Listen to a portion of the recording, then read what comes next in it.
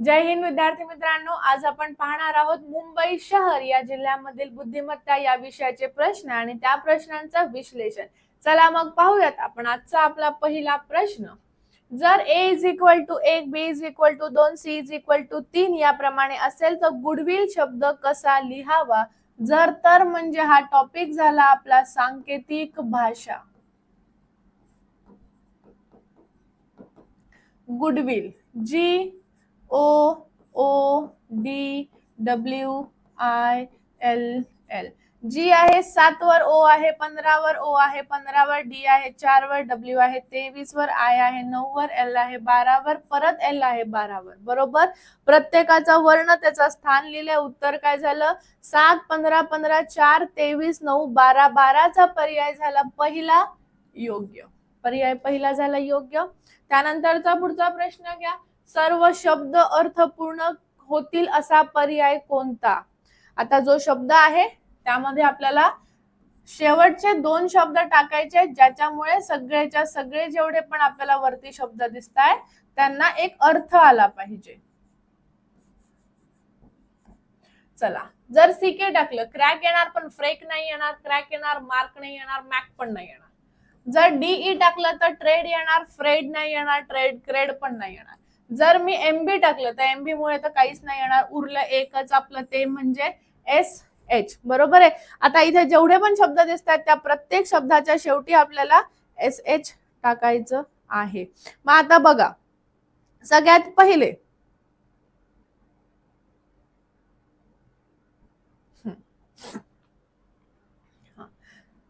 Trash म्हणजे कचरा, fresh म्हणजे ताजं, क्रॅश म्हणजे तुटलंच, मार्श म्हणजे समजा चिकल टाईप असतं, आणि मॅश म्हणजे प्रॉपर आपण ज्याला चुरा करतो त्याला मॅश म्हणतो. म्हणजे आता हे सगळे काय झाले? आपले अर्थपूर्ण शब्द झाले. उत्तर कुठलं आलं? पर्याय तिसरा एस एच मुळे सगळे शब्द आपले अर्थपूर्ण झाले.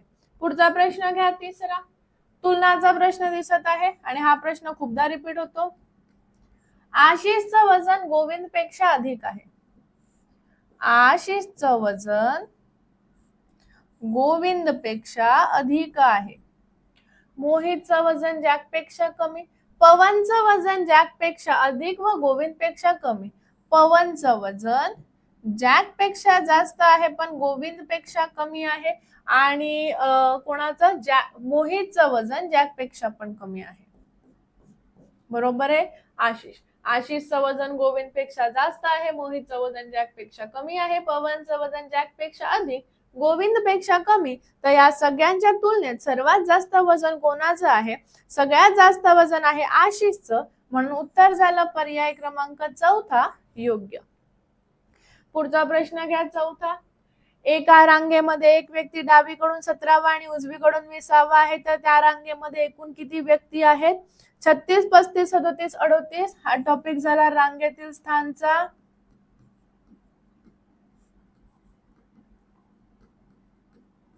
एका रांगेमध्ये एक व्यक्ती डावीकडून 17वा आणि उजवीकडून 20वा. 17 आणि 20 झाले 37. त्याला दोनदा मोजल्यामुळे वजा 1 केलं. रांगेत किती जण झाले? 36 जण झाले. आणि पर्याय कुठला बरोबर झाला? पर्याय क्रमांक पहिला योग्य आला, 36. दोन्ही दोनदा मोजलाय म्हणून वजा 1 केलं. पुढचा प्रश्न घ्या. एका सांकेतिक भाषेत 2, 6, 7 साठी दिले 1, 5, 6. तर 7, 8, 9 साठी काय येणार? 6, 7, 8, 7, 8, 6, 5, 8, 6, 6, 8, 7. बघा, 2, 6, 7 प्रत्येकामधनं 1, 1, 1 वजा केलं. उत्तर आलं 1, 5 आणि 6. मग 7, 8, 9 यामधनं प्रत्येकामधनं 1, 1, 1 वजा केलं. उत्तर झालं 6, 7, 8. पर्याय झाला पहिला योग्य. प्रत्येक अंकातनं 1, 1, 1 वजा करून टाकलं. उत्तर 678. पर्याय पहिला योग्य. त्यानंतरच्या पुढच्या क्वेश्चन कडे जाऊयात. नातेसंबंधाचा प्रश्न दिसतोय आपल्याला हा.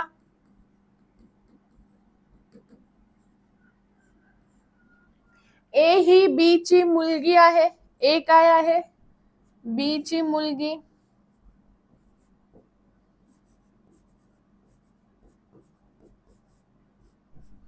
सी ही ए ची बहीण आहे. सी ही ए ची झाली बहीण.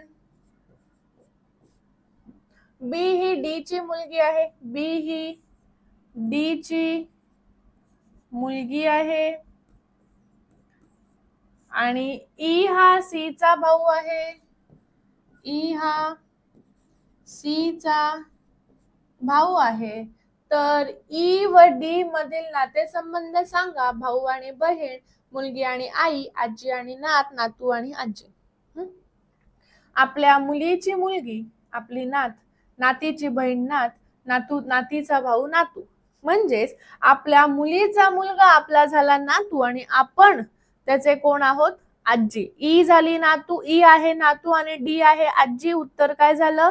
पर्याय चौथा. आता डी चं लिंग माहित नाहीये खरं तर, पण इथे आपल्याला आजी दिलं असल्यामुळे डी ही तिची आई आहे हे आपण सांगू शकतो, कारण आपल्याला निश्चित उत्तर द्यायचंय. ठीक आहे.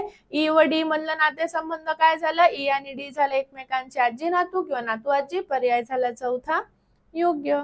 हा भाऊ असल्यामुळे हा पुल्लिंग आहे. पुढचा प्रश्न घ्या. खालील उदाहरणातील विसंगत पद ओळखा. विसंगत पद म्हणजे वर्गीकरणाचा झाला प्रश्न. हेक्टर, किलोमीटर, एकर, चौरस फूट. काय येणार? किलोमीटर. बरोबर आहे. हे लांबीचा एकक आहे. बाकी समजा तुम्ही बोलू शकता की जमीन मोजण्याचे एकक आहेत म्हणून. पुढचा 8वा प्रश्न. जर बोट साठी 2, 15, 1, 20 आणि डिअर साठी 4, 5, 1, 18 संकेत असतील तर टॉक साठी कोणता संकेत वापराल? सांकेतिक भाषेचा प्रश्न. BOAT. बी आहे 2 वर, ओ आहे 15 वर, ए आहे 1 वर, टी आहे 20 वर. DEAR. डी आहे 4 वर, ई आहे 5 वर, ए आहे 1 वर, आर आहे 18 वर. TALK. टी आहे 20 वर, ए आहे 1 वर, एल आहे 12 वर, के आहे 11 वर. प्रत्येकाच्या वळणाचं स्थान दिलंय. उत्तर आलं 20, 1, 12, 11 आणि पर्याय झाला आपला पहिला योग्य 20, 1, 12, 11. पुढचा 9वा प्रश्न घ्या. खालील उदाहरणातील सहसंबंध ओळखा. टॉपिक झाला सहसंबंध. अन्याय, न्याय, खरं प्रश्नचिन्ह, खोटा, शत्रू, राग, सत्य. अन्यायाच्या विरुद्ध न्याय आहे तसं खरेच्या विरुद्ध खोटं आहे म्हणून उत्तर पर्याय पहिला येणार खोटे. पुढचा 10वा प्रश्न. हातास पाय म्हटलं, पायास पोट म्हटलं, पोटास डोळा म्हटलं तर मनुष्य कशाने चालेल? डोळ्याने, पोटाने, पायाने, हाताने. मनुष्य कशाने चालतो? पायाने. पायाला काय म्हटलं? पोट. मनुष्य कशाने चालणार? पोटाने. पर्याय कुठला झाला? पर्याय झाला आपला दुसरा योग्य. आणि हा जो टॉपिक आहे तो म्हणजे हा प्रश्न झाला सांकेतिक भाषेचा. पुढचा प्रश्न. प्रश्न चिन्हाच्या ठिकाणी योग्य पर्याय निवडा. 8, 24, 12, 36, 18, 54, 7, 81 प्रश्नचिन्ह. सॉरी, इथे 7 नाहीये, हे प्रश्नचिन्ह 81 आहे. 26, 25, 20 आणि 27 प्रश्न दिसतोय आपल्याला संख्या मालिका टॉपिकचा.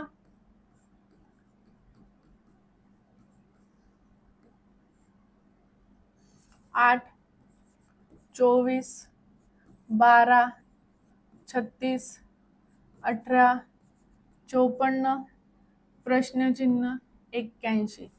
8 दुने 24, 24 निम्मे 12, सॉरी 8 त्रिक 24, 24 निम्मे 12, 12 त्रिक 36, 36 निम्मे 18, 18 त्रिक 54, 54 निम्मे झाले 27 आणि 27 त्रिक होतात 81. बरोबर आहे.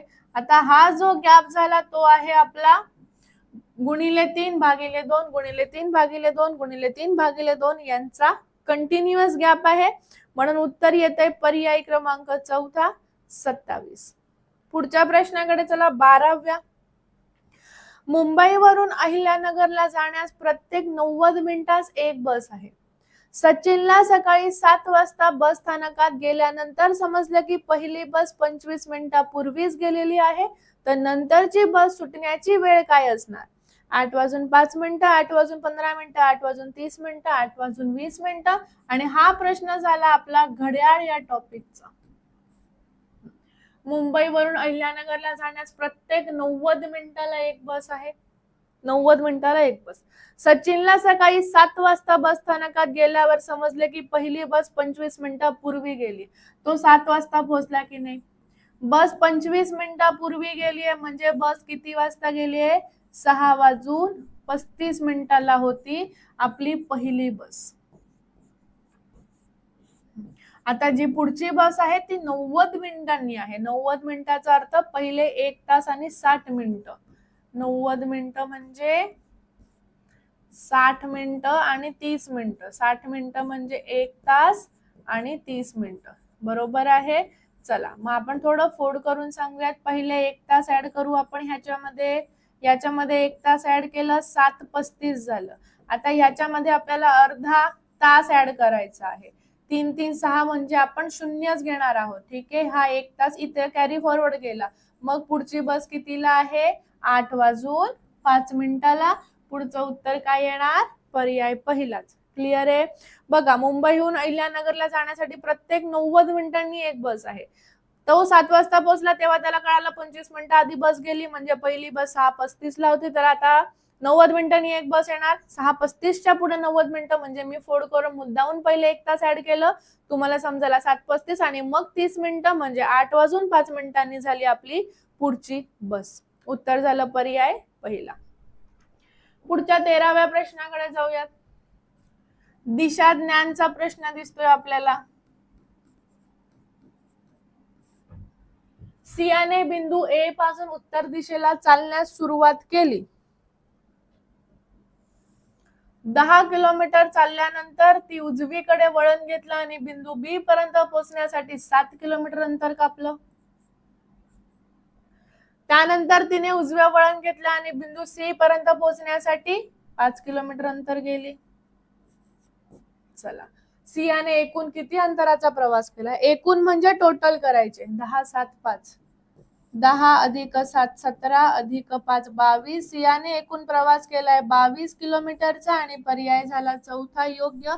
एकूण म्हटलं होतं म्हणून आपण सगळ्यांची जेवढं ती चालली आहे सगळ्यांची आपण बेरीज केलेली आहे. पुढचा 14वा प्रश्न. दिलेल्या पर्यायांपैकी कोणत्या दोन संख्यांची अदलाबदल केली तर खालील समीकरण बरोबर येणार? हा तुम्ही सांकेतिक भाषेचा घेऊ शकता. पहिलं 2 आणि 5 बदलायचंय. 8 गुणिले 9 भागिले 4 अधिक 2 वजा 3 बरोबर 5. सगळ्यात पहिले काय बदलायचंय? 2 आणि 5 ची जागा बदलायची. बघूयात. 8 गुणिले 9 भागिले 4 अधिक 2 वजा 3.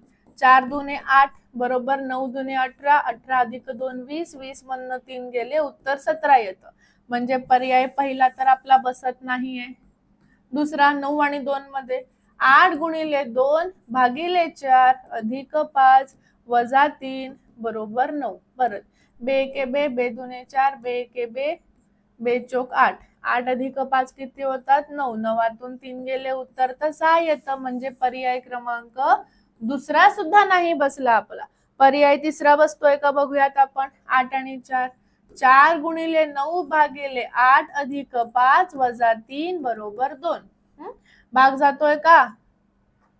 इथे जरी लावला 4 एके 4, 4 दुने 8, ह्याचं उत्तर तर पॉइंट मध्ये येणार ना. 4.5 अधिक 5 9.5 वजा 3 6.5. चला, म्हणजे उत्तर 4 हे कन्फर्मच झालं, कारण आता हायच नाही.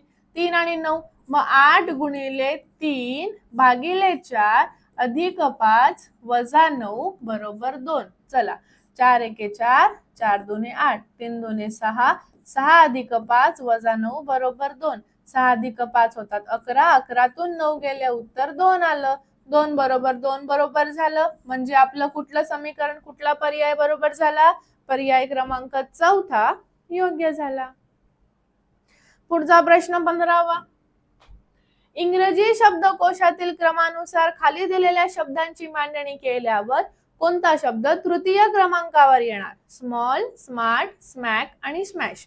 इंग्रजी शब्दकोशामधला हा वाला टॉपिक झाला. आता बघा, सगळीकडे SMA, SMA, SMA आणि SMA आहे. चला, SMA, SMA, SMA आणि SMA. पुढे पहिले LRCS. बघा, LRCS मध्ये सगळ्यात पहिले C येतो, म्हणजे सगळ्यात पहिले स्मॅक हा शब्द झाला. बरोबर आहे. त्याच्यानंतर L येतो. बरोबर आहे, म्हणजे स्मॉल हा शब्द झाला. मग आर आणि एस मध्ये पहिले आर येतो म्हणजे स्मार्ट हा शब्द झाला. आणि सगळ्यात शेवटी तर समजा एस एस येणार. इंग्रजी शब्दकोशानुसार जसे येणार आपल्याला त्यांची रचना करायची आहे. पहिले सी, मग एल, मग आर आणि मग एस. मग आता तिसऱ्या क्रमांकावर कुठला शब्द झाला? तिसऱ्या क्रमांकावर झाला स्मार्ट हा शब्द. म्हणजे पर्याय कुठला झाला? पर्याय क्रमांक पहिला योग्य झाला, स्मार्ट. त्यानंतरचा पुढचा प्रश्न घ्या. वर्णमाला संख्या मालिका मिक्स बोलू शकता. 1, 2, 3, 4, त्यानंतर येणार 5. बी, नंतर C D, E F, G H, मग येणार आय जे. परत 1, 2, 3, 4, 5. बघा वर्ण एक एक ने पुढे 1, 2, 3, 4, 5. आता म्हणजे एक एक संख्या, पहिली संख्या एक एक ने पुढे गेलं वर्ण. बी नंतर C D, E F, G H, I J. इथे परत संख्या एक एक ने पुढे गेलात 1, 2, 3, 4, 5. उत्तर काय झालं? 5 जे 5 किंवा 5 जे 5. उत्तर झालं पर्याय क्रमांक चौथा योग्य. पुढचा 17वा प्रश्न. एका विशिष्ट सांकेतिक भाषेत नाईट हे ODDGM असे आणि डार्क हे GOYC असे लिहिले जातं, तर त्याच सांकेतिक भाषेत ग्रीन कसं लिहिलं जाणार? सांकेतिक भाषा NIGHT. सगळ्यात पहिले यांना उलट लिहा. THGIN. पहिला वर्ण 5 ने मागे, मग 4 ने मागे, मग 3 ने मागे, मग 2 ने मागे, मग 1 ने मागे. T च्या मागे 5 O, H च्या मागे 4 D, G च्या मागे 4 D, I च्या मागे 2 आहे आपला G आणि N च्या आधी 1 येतो M. मग आपल्याला परत डार्क साठी दिलेला आहे DARK. परत उलटा लिहा KRAD. मग पहिला 4 ने मागे, मग 3 ने मागे, मग 2 ने मागे, मग 1 ने मागे, कारण 4च वर्ण आहे.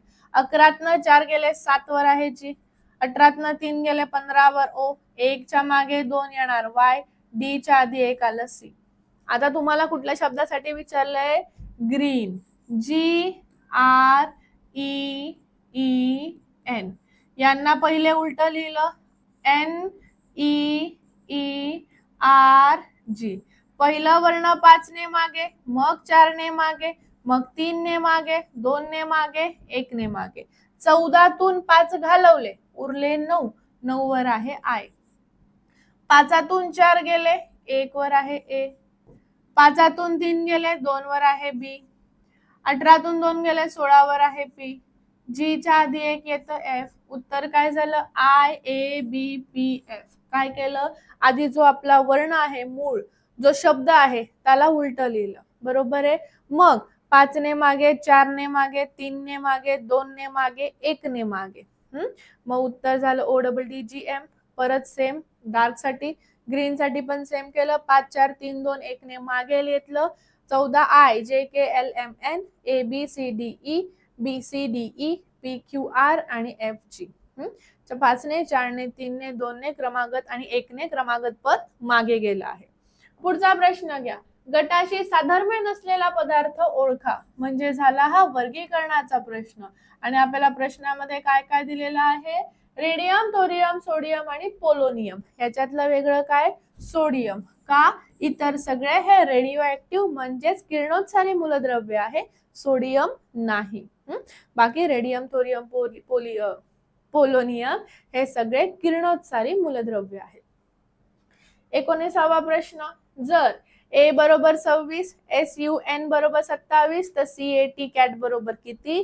24, 27, 49 आणि 58. चला, हा झाला सांकेतिक भाषा.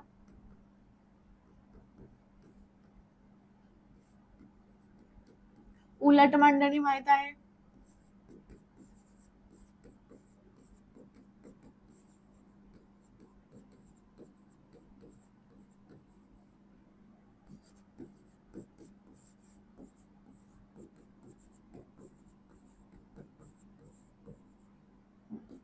1 2 3 4 5 6 7 8 9 10 11 12 13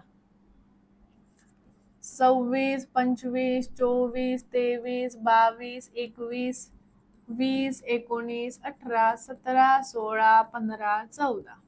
आता ए झेड वर आहे त्याच्यावरनं कळालं मला ही उलट मांडणी आहे. S U N. एस कितीवर आहे 8 वर, यू कितीवर आहे 6 वर आणि एन कितीवर आहे 13 वर.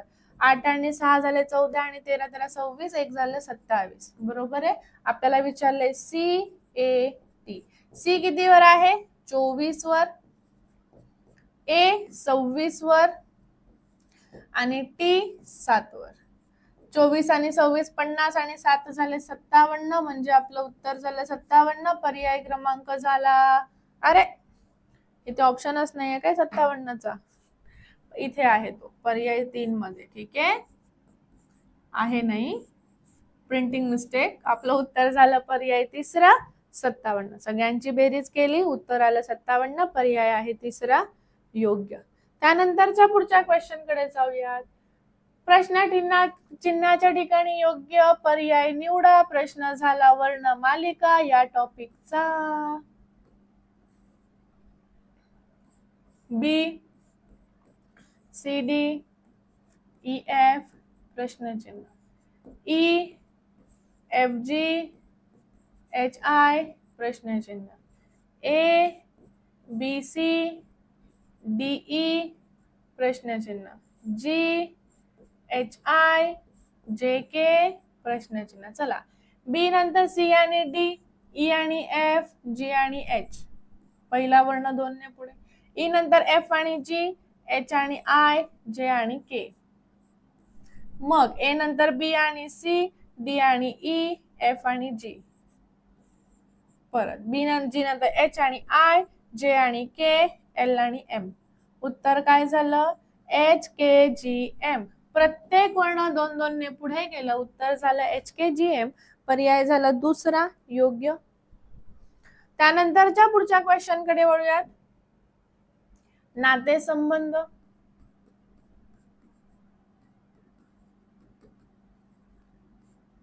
चला, पी ही एन ची पत्नी असून, पी ही एन ची पत्नी असून एस ही पी ची नणंद आहे. एस ही पी ची नणंद आहे. आर हा पी चा मुलगा आहे.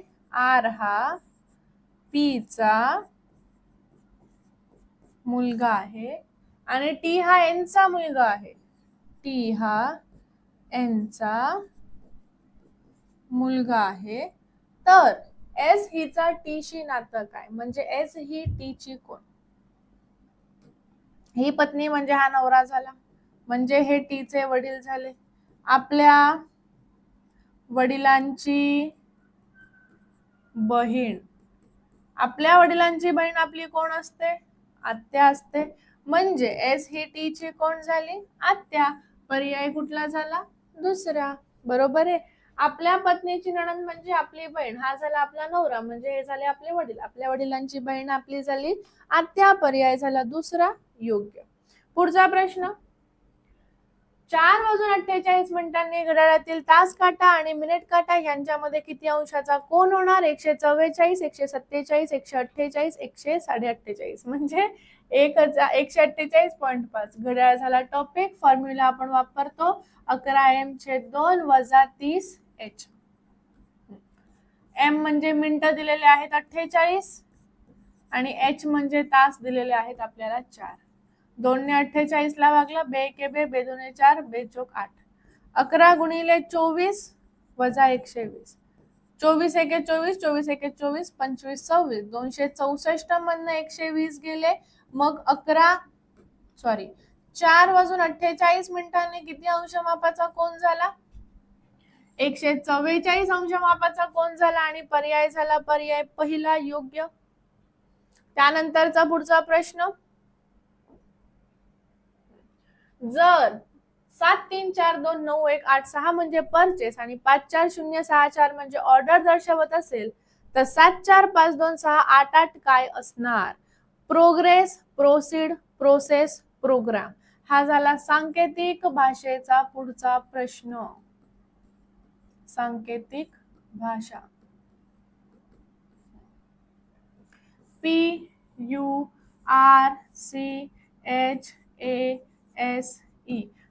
परचेस साठी दिले 7 3 4 2 9 1 8 6. त्याच्यानंतर ऑर्डर ORDER साठी दिले आहे 5 4 0 6 4. आपल्याला कशासाठी विचारलं आहे? 7 4 5 2 6 8 8. 7 साठी काय आहे? P. 4 साठी R. 5 साठी O. 2 साठी C. 6 साठी E. 8 साठी SS. उत्तर काय झालं? प्रोसेस. कुठे आहे प्रोसेस? पर्याय 3 मध्ये. PROCESS. प्रत्येकाला ज्याचे ज्याचं क्रमांक दिलेत त्या क्रमांकाला तो जो वर्ण दिलाय ते त्यांचं लिहून उत्तर आलं आपलं प्रोसेस. पर्याय झाला तिसरा आपला योग्य. बरोबर आहे. तर हे होते आपले मुंबई शहर मधील बुद्धिमत्ता या विषयाचे प्रश्न. आता इथे थांबूयात, भेटूयात पुढच्या जिल्ह्याच्या विश्लेषणामध्ये. जय हिंद, bye bye, take care, thank you.